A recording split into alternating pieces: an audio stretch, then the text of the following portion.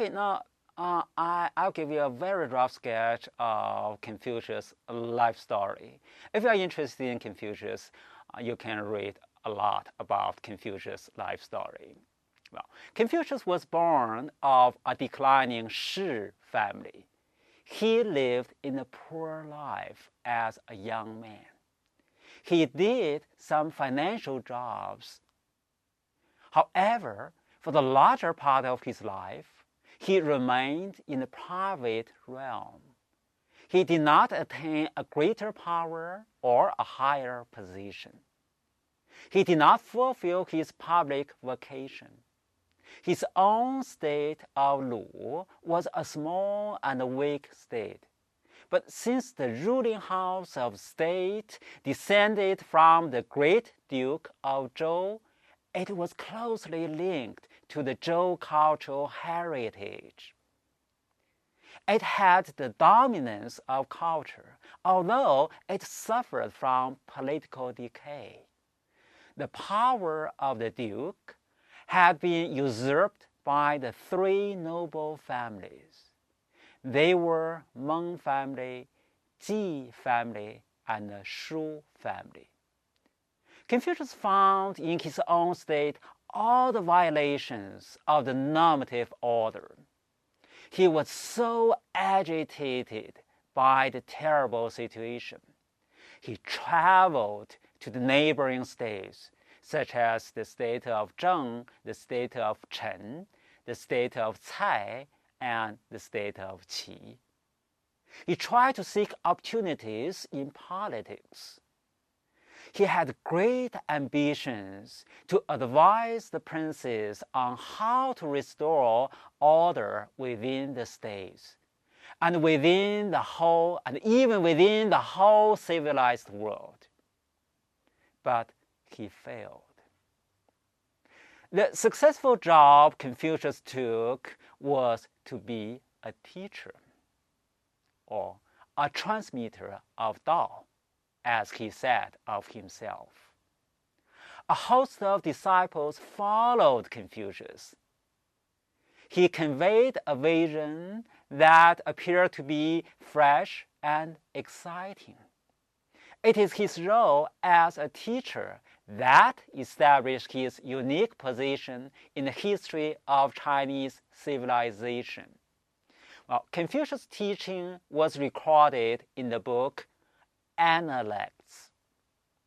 This book is a collection of dialogues between Confucius and his disciples.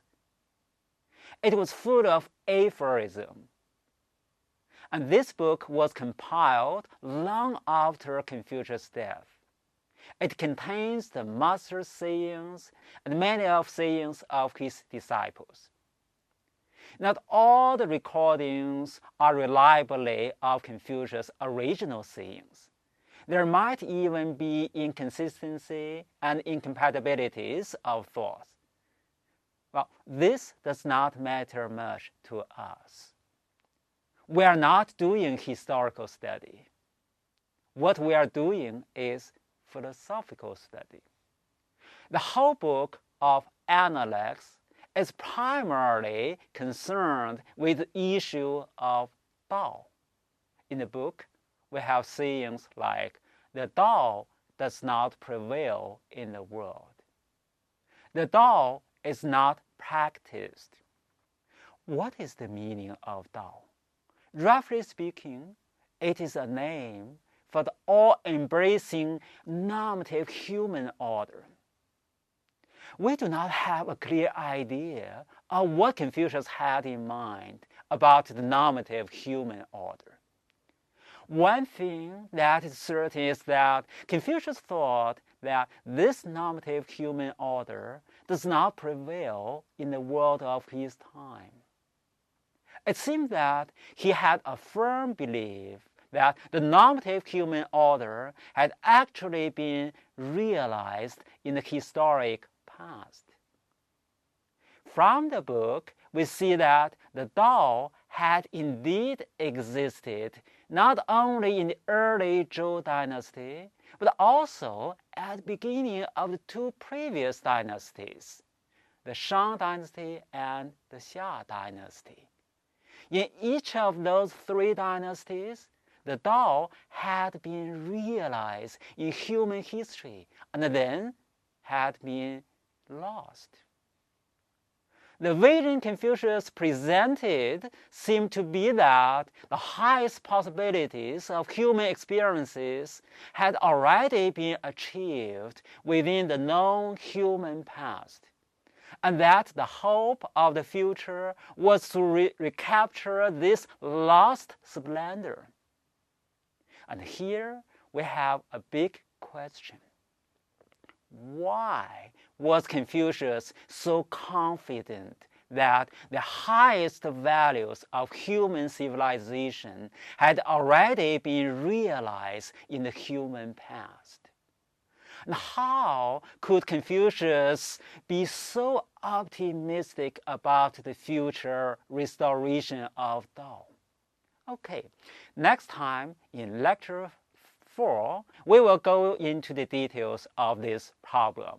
We will take up Confucian philosophy as proposed by Confucius in the Analects. Okay, finally, I would give you the discussion question for today. Could you illustrate the difference between the Shang culture and the Zhou culture in respect to ritual orientation? Okay, that's all for today. Thank you.